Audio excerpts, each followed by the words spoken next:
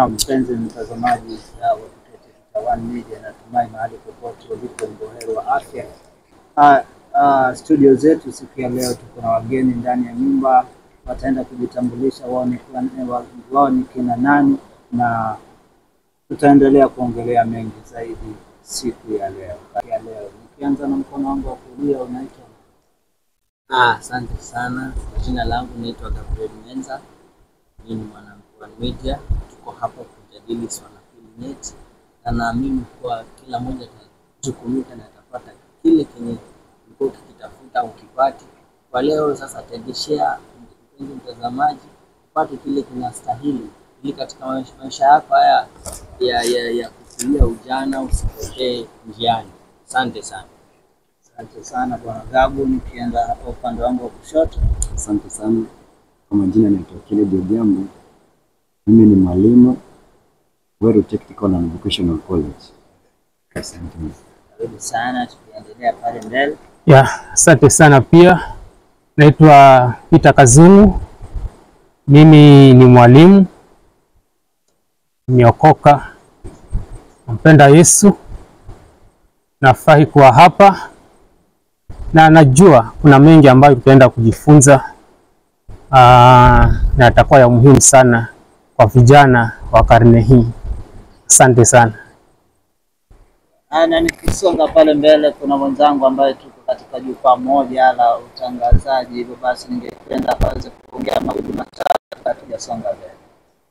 Asante sana Bwana Mtatuzi. Kwa majina naitwa Emmanuel, wananiita Winman. Na katika kipindi hiki cha leo basi tutakuwa tunaangalia swala zima la preparation for the future. Kwanza litaenda kwa Mr. Peter hapa, ambao swala zima hili la successful marriage. Kala hili swala la preparation kama kijana, kwa unaona kwamba you can be good, ama unaweza kuanza vizuri, lakini ukifikia pale wakati nimeoa naona tu maisha yameshift vile ambavyo nilikuwa nimepanga. So how do you go about this? Okay, thank you so much. Na nafurahi sana kupata huu muda kuchangia kwa hilo swali. Nataka niseme ya kwamba for a marriage to be successful, there are things that we need to consider. And before we look at successful marriage, maybe we begin by defining what a success is. According to me, I define success as an opportunity given to a person who is prepared for that opportunity. You cannot be successful in something that you are not prepared for. Kwa hivyo, ili tuwe na successful marriages, lazima tuwe na youths ambao they are prepared for that marriage. Lack of preparation will lead to marriages hazitakuwa effective if those who are getting into marriages, they are not prepared. So it is important for us to prepare for marriages so that these marriages they can be successful. So correspond kwa hiyo ni kwamba the problem with the marriages today is that vijana wengi they just enter into this marriage issue without being prepared well for that thing. Na hiyo ndio inaleta all the issues. Thank you so much Mr. Peter for that definition of success. Or Mr. Ken, nakuja kwako sasa. Tuangalie, okay, tumesema preparation for the future and mostly tuna base na marriage. Then what is this marriage first of all? Asante sana. Nikichangia kidogo, kwa maana for you to prepare in future as a youth or as a kama kijana, you have to know why you get married. You have to know the meaning of marriage. And that is where most youths they fail to understand. That's why you find most marriages fall apart, because they don't know the definition of marriage. So because we are here today to educate you, we are youths are like you, but you want to make you understand, so that before you get involved into a marriage, know what marriage means. So marriage first is a companionship between a woman and a man. Companionship means, if I elaborate it more, companionship ni ile hali ya kusaidiana. Unajua kwamba uko na shida zako, yule pia kuna shida zake. Mnaleta hizi shida zote pamoja so that mnatatua. That is companionship. Even if the girl that you are going to marry had a special case, you will understand me. You will not love him, or you will not get into engage with her. You see, being that akona changamoto kwa sababu umeshampenda. That is what marriage is. If you know that this is for companionship, you will not mess in the line. Thank you so much. Asante sana Mr. Ken. Before nirudi kwako Mtatu, zinataka niende kwa Bwana Gabriel pale. But before niingie pale katika marriage, unapata? Before niingie pale katika marriage, what do I consider? Oh, mbona niingie na huyu, mbona nisiingie na yule? Tunaangalia nini? Ile kitu unaangalia kwa huyu mtu unataka kuona naye. Basically a qualification. You have your own qualification. Sawa sawa? As in, mimi kama naenda mawindoni kutafuta ile yenye kitakuja niridhisha, ambayo hiyo ni shida yangu, ni siri yangu kwa nyumba yangu, si ndio? Ndio baadaye sasa nitakuja nikae chini niseme okay, natafuta mtu mwenye ako na this qualification 1 2 3 uzianalyze. Asante sana kwa kuchangia hapa na pale katika hilo swala zima. Ningependa pia kuuliza swali hapa kwa wageni wetu wa siku ya leo. Ni vitu gani ninapaswa kuangalia, ama ni vitu gani kijana anapaswa kuangalia na kujitayarisha anapotaka kuoa? Thank you so much. Nataka kuanza kwa kusema ya kwamba ili mtu aingie kwa swala la ndoa, a man should know his purpose, of which the purpose ambayo huyu mtu atakuwa ameigundua, yale ile kusudi ambalo Mungu alimuumbia hii dunia, ita produce a vision, and the vision itakuwa imeleta ile picha ya maisha yake ya kuwa the future, hii ndio future yangu na stahiliwe. So akiona ile future, ataangalia mtu ambaye akimleta atakuja kumsaidia kufulfill that vision. So first of all, hata kabla hujamchukua huyu msichana ama hujafikiria kuanza kutafuta msichana umuoe, have you discovered your purpose of your existence in this planet? If you discover your purpose, the purpose now will bring the vision ya kuwa this is what my future is supposed to be. So the person who is supposed to come anastahili akusaidie ufikie ile vision yako. So kwa mfano mimi tuseme napenda kusoma, I like studying, I like academics, and then natafuta msichana, na huyu msichana nipate msichana ambaye hawezi support yale mambo ambayo mimi nataka. Already hapo mtu ambaye hayuko kwenye hiyo line ya kuwa anapenda academics kama vile ambavyo mimi nataka, it becomes an issue. So mtu kama huyo unaweza yes. Niko na swali kwa ndugu yangu Peter. Yes, karibu. Hizo swali before utoke hapo. Umeongelea kuhusu vision, ndio? Yes. Katika hii hawa watu wawili, huyu mke na mume, ni nani analeta vision kwenye ndoa? Alafu ama ni nani analeta vision yenye sasa ni kufuatilia, mwingine afuatilie? Oh, good. Umemaliza? The Bible says God created the man, and then after that he created the woman as a helper. So I think the man should have the full picture.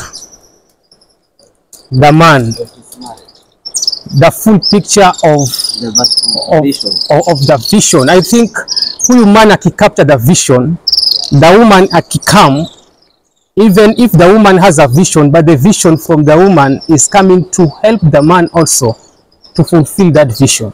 So I think the main vision is the vision of the man, and then hii ya woman ikiingia pale, because woman pia anaweza kuwa yeye nayo yuko na future fulani ambayo yuko nayo.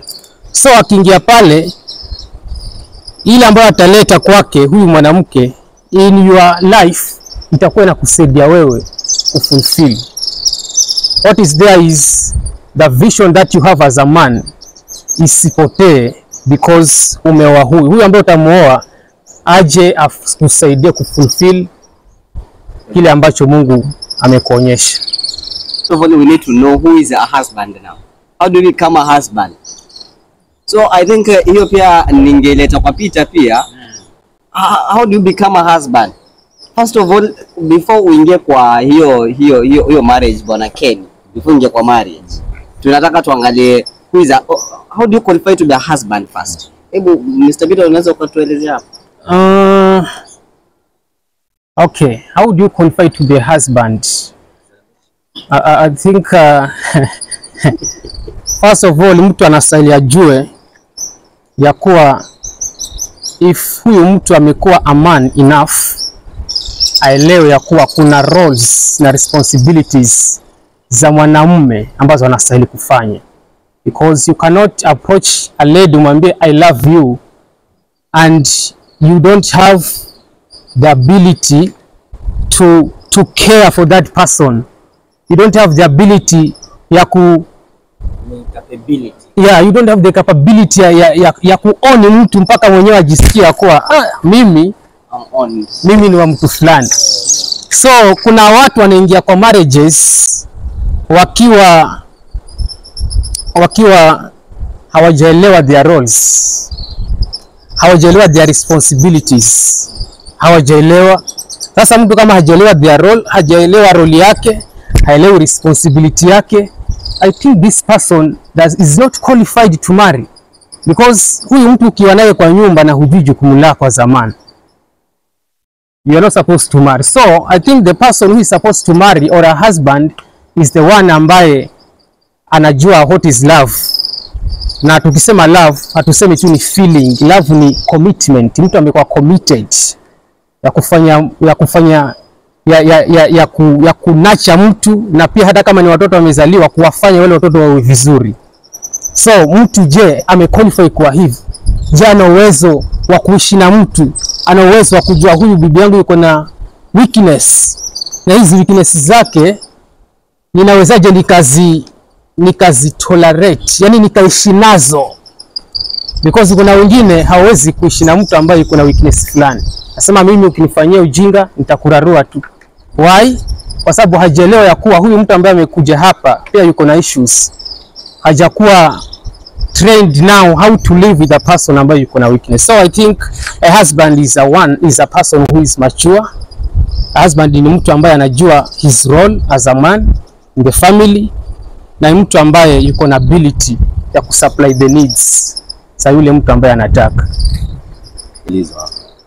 Ya kwamba kwa nini mwanamke anakuja anaingia katika ndoa, and then idea yenye ameleta ndio ina succeed.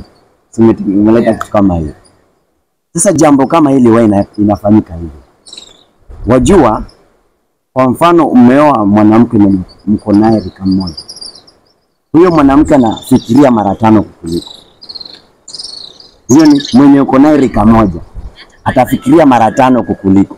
For instance, kama huko ana vision, you know that you are a man, you are born a man, but you don't have that vision, you don't have that quality to involve in marriage at that moment. Na upatikane kwamba umeingia katika uhusiano ukaoa, yule mwanamke ndiye ataleta idea zake. Na kwa kuwa you cannot bring an idea, he will bring an idea, she will bring an idea. When she brings an idea, you will submit yourself. But it is the woman to submit to you. So kumaanisha, before to oe, for you to be a successful man, you have to know that mwenye na moa lazima kuwe nyuma yako. Umeshinda na miaka kadhaa. Umeshinda na miaka, lakini ukiwa mtu mwenye ila amekushinda ama mnatoshana, akili ya mwanamke iko juu kukuliko. So utakuta if the wife has an idea, you will submit to that idea because you don't have an idea that moment. Na kuna huu msemo wanasema love is blind. Kwa mtu ambaye ako nyuma. Asante sana. Huo ni msemo. Huo kwanza ni msemo.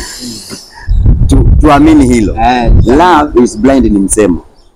Na huo msemo wanasema kwamba when you take it and then you believe in it, then you will go as per that word says. Na huo msemo kwa watu, unajua kwanza hapa tunataka tuunganishe watu na wokovu pia na Mungu pia, so that tuendane vizuri watu waelewane. That when you say love is blind, you are correct according to the essay, according to that word say. But if that love is blind, why are you choosing? Why are you choosing a wife? When you are seeing so many girls and then you say that I need a color some other color black. So it is just blind inside, but then it is just imagination. But in real sense, love is not blind. In real sense, love is not blind. Because you will take your time to study that woman. You will take your time to go and introduce yourself so that you know the environment. So you cannot tell me that you meet a girl in Malindi or you meet a girl in Nairobi and then you involve in marriage. That marriage will never be successful. Because you don't know the background of that girl. You don't know the behaviors of that girl. You don't know the future. So this scenario that people say that love is blind, let's bring it out of your attention. That love needs your attention as a man. You need to take time so that your marriage should be successful. But you see, these successful marriages that someone comes that since love is blind, and you explain to you that love is blind, they came and sat down and then they made their policies. So you don't marry a stranger. You cannot marry a stranger. You cannot marry a stranger. There's no way you can meet a stranger then you get married into it. You have to go and study him or her. For a man to get married, first you must have a house. That is first readiness. Second, you must have a capital that you will provide. A providing capital, a starting capital. You cannot tell me that you don't have even 1 cent and then you want to bring a girl in your life. It won't be successful. So there must be a small portion. Because you are provider. Yeah, you are the provider. So that's another. Kwa sababu tukienda kusema husband is the provider of the family, now it become an issue again. Huyu mwanamke ako pale sahi anatafuta pesa pia.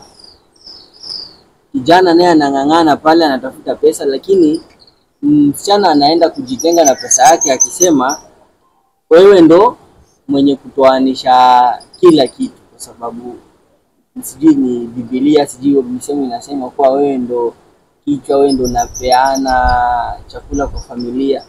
Kama umemsikiza Mr. Peter, you don't qualify to be a husband if you are not responsible, if you don't know the role of a husband, sindio? So we can say a husband now is a man, not a male. I think you are male, isn't it? Yeah. Hata mbuzi pia ni male, isn't it? Yeah. But until you become a man is a responsible person now. Until you become a man, then you become a husband. In the Bible inasema ukiangalia who is a wife, tukikuja kwa wife bado. He who finds a wife. Mshasoma hiyo. Who finds a wife. So who is a wife? Ama wife ana ukisema this is a wife. Does it mean ni bibi yako? Is your company? He who Mr. Nini? He who finds a wife finds a good thing. Kumaanisha now she become a wife before aonekane, si ndio? Lazima awe wife.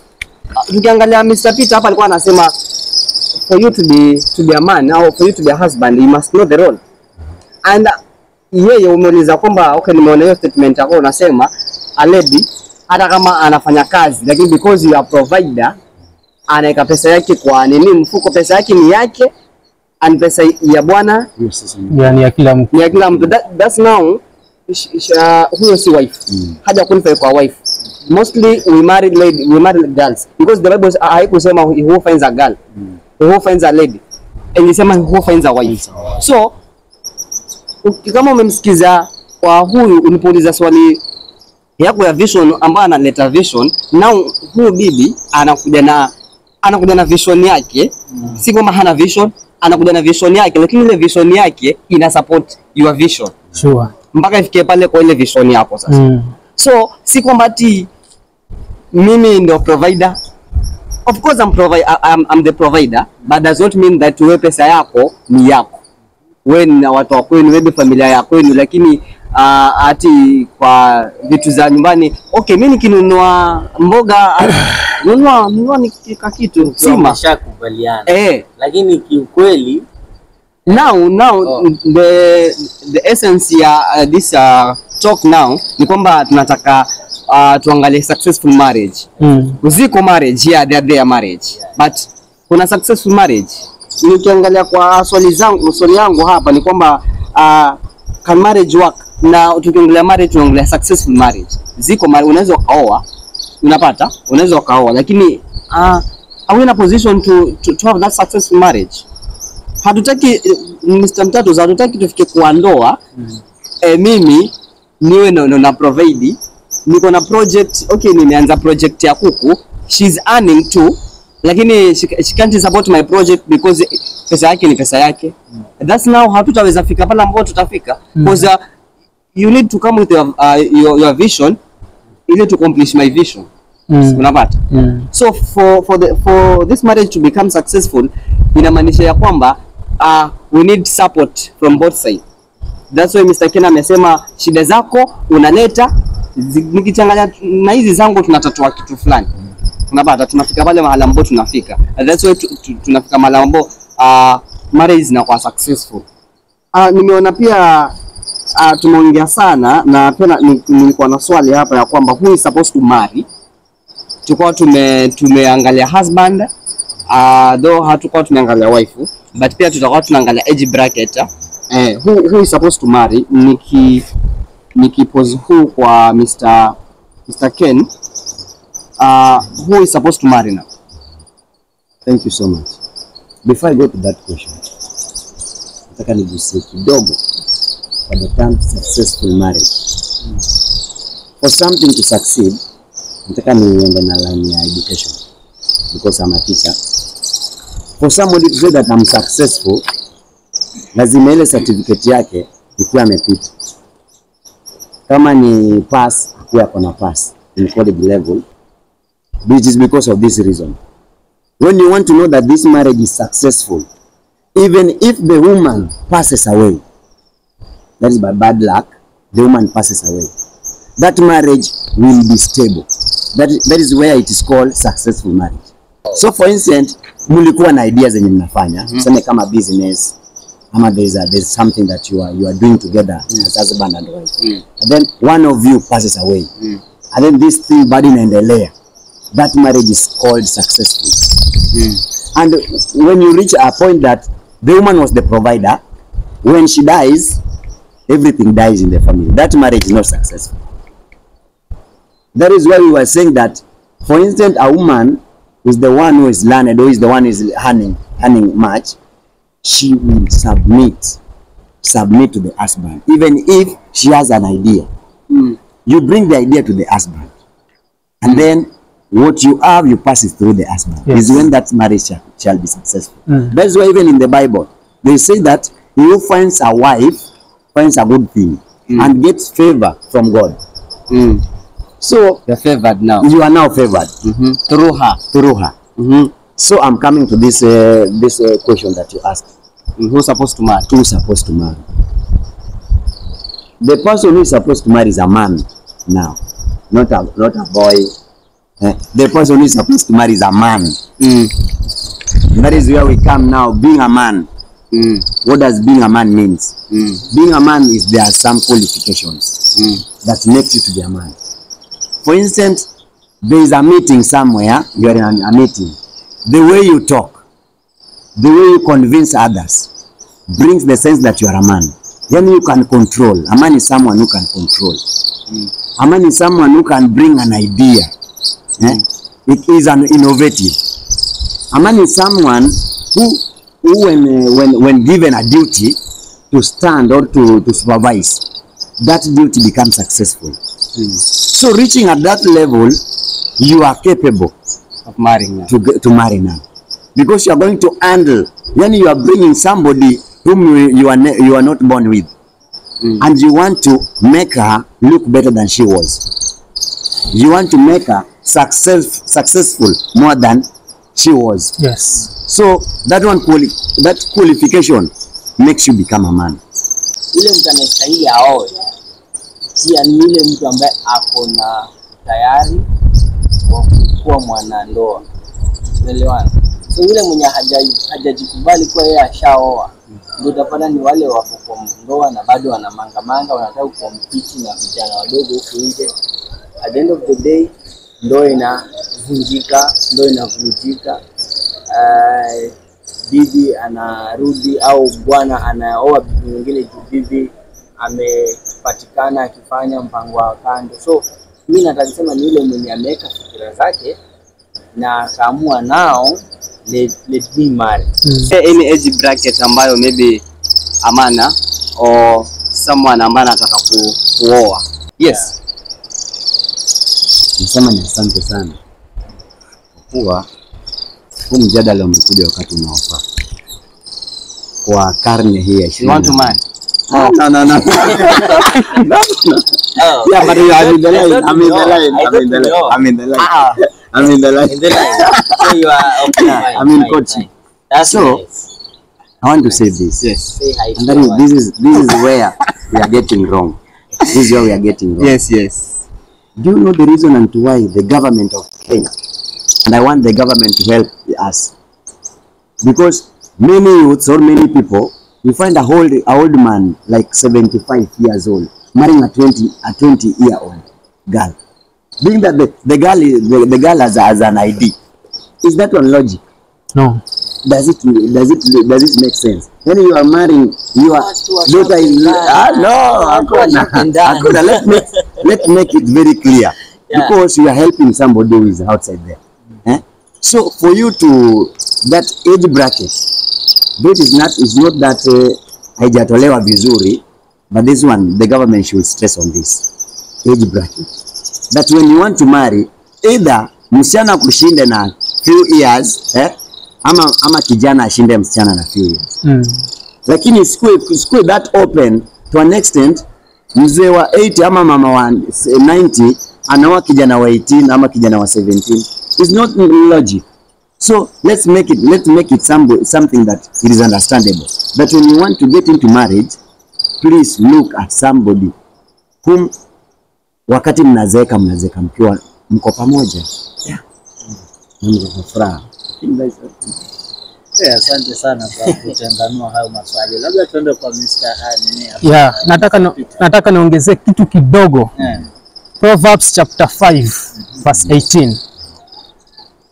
Let your fountain be blessed and rejoice with the wife of your youth. Kiswahili nasemaje? Nasema chemichemi yako ibarikiwe nawe umfurahie mke wa ujana wako. So I think katika haya maisha ya mtu tunaweza subdivide into phases. Kuna wakati mtu bado ni mtoto, kuna wakati mtu anaingia kwa ujana, na kuna wakati mtu anaingia kwa uzee. So Bible hapa imespecify ya kuwa wife of your youth. Kwa hivyo mtu akiwa kijana, sio mtoto, mtu akiwa kijana. Na tukisema kijana, sio kijana tu, lakini ni kijana ambaye anajielewa, na ni kijana ambaye tumesema pale mwanzo anaelewa majukumu yake ni yapi. So I think wakati kama mtu amekuwa kijana ni wakati mzuri wa mtu aoe. Mtu mzima ukiwa mtoto, that one is not a good thing. Haileti picha nzuri. Lakini katika wakati wa ujana is the best time someone can marry na aende vizuri na maisha yake mpaka wazeeke pamoja akiwa wazee. Yeah. Asante sana. Kidogo nimeona Mr. Ken hapa amesema kitu hapa, amesema ya kwamba yuko kwa courtship. Si ndio? So before tufike, nilikuwa nataka kuwarudisha nyuma kidogo. Nataka kutuongelee kuhusu parenting. Nataka niwarudishe nyuma. So nikienda kwa bwana Gabu pale, is it je, ni vizuri wakati niko kwa courtship ama wakati bwana Ken uko kwa courtship aprovide ama amprovide yule msichana, kwa sababu he's a responsible man. Yes, He's a responsible man. Lazima uonyeshe that support. Huyo mtu ni mtu wako na amekuambia ako na shida, uko na uwezo. Ni kitu gani kinakufunga usimpatie Kenya anahitaji kama uko nacho? Na kama huna, hata before you explain, ukimwambia sina na ni mtu wako, ataelewa. una date msichana ama uko kwa courtship lakini bado msichana yuko shule, you are the one responsible of rent, you are the one responsible yo chakula, wewe akitaka kwenda mahali ni wewe. Now before you go, before you go far, already I've said umejingisha kwenye uchumba kwa mtu mwenye yako shule. Seriously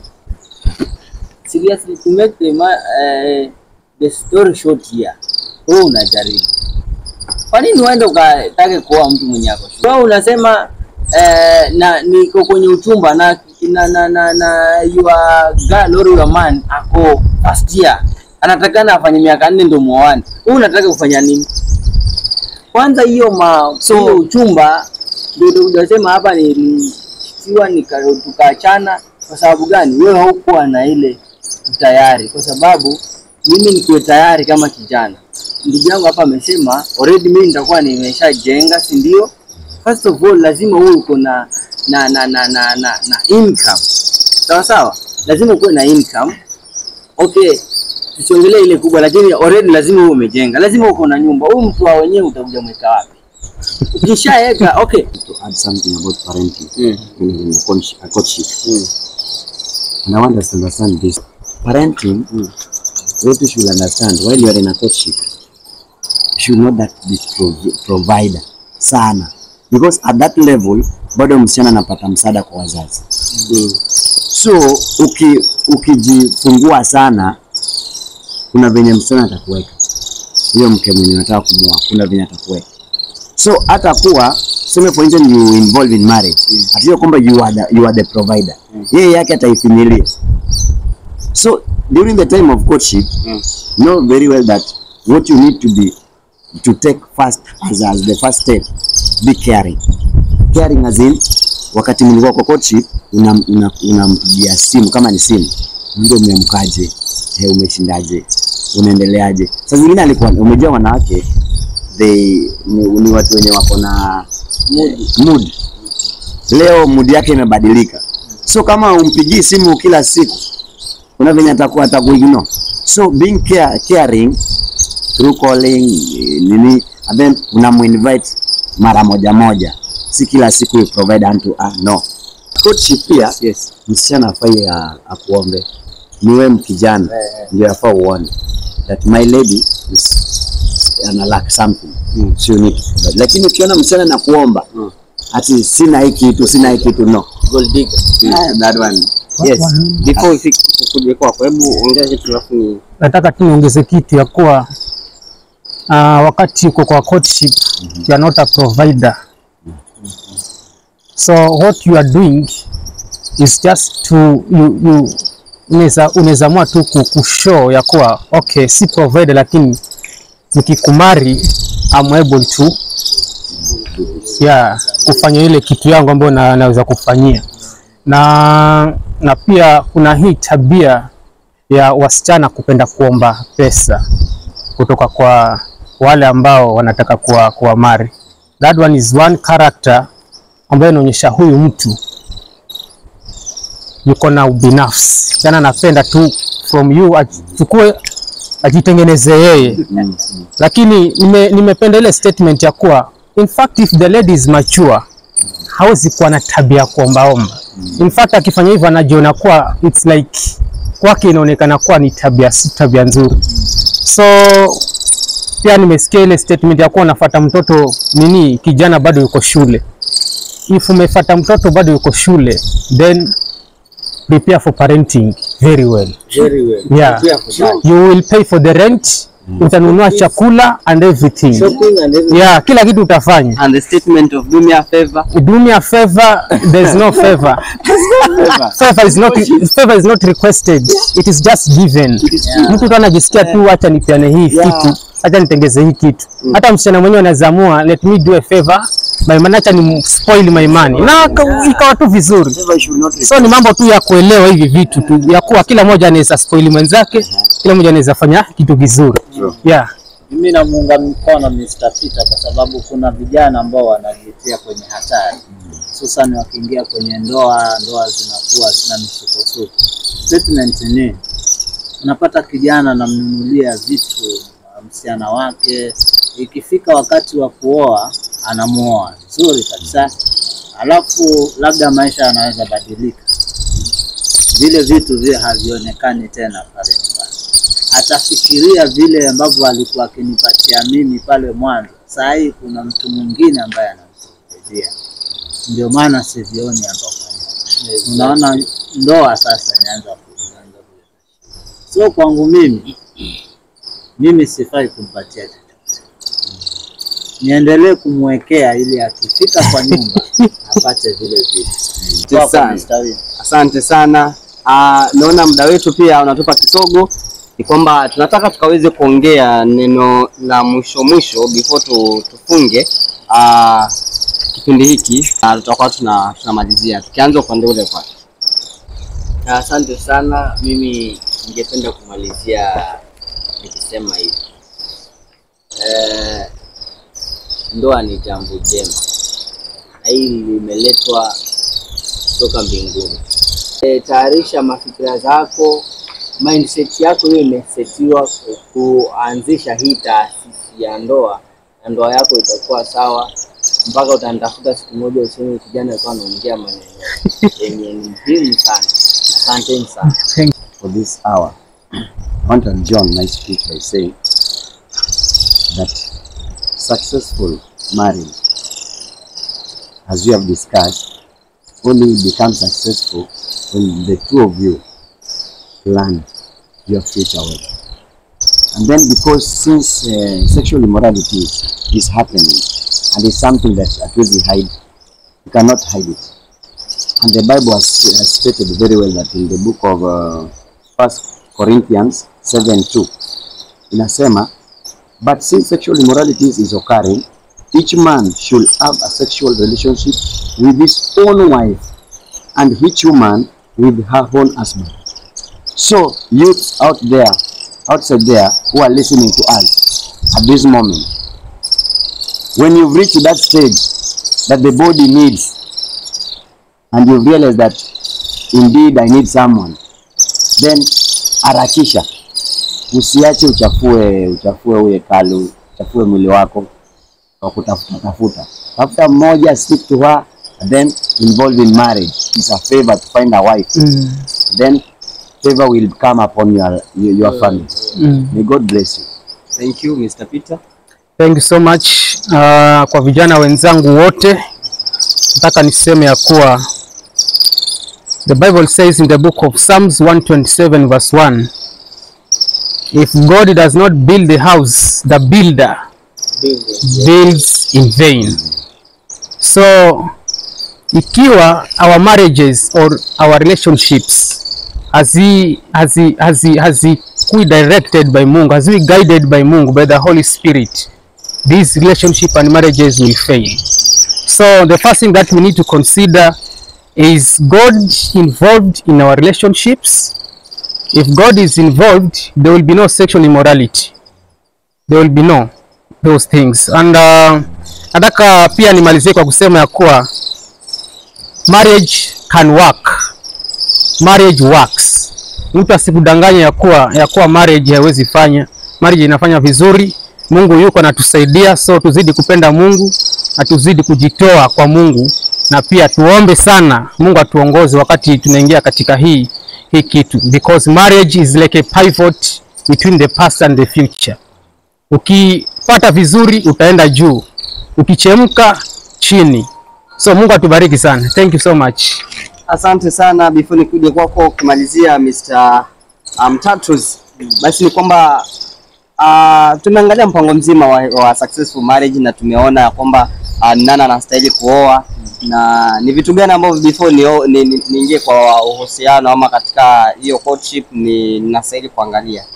So nataka niseme kwamba shukrani sana kwa wote ambao wameungana nasi, wametutazama. Nataka niwaambie kwamba next session pia tutakuwa tunaangalia submission.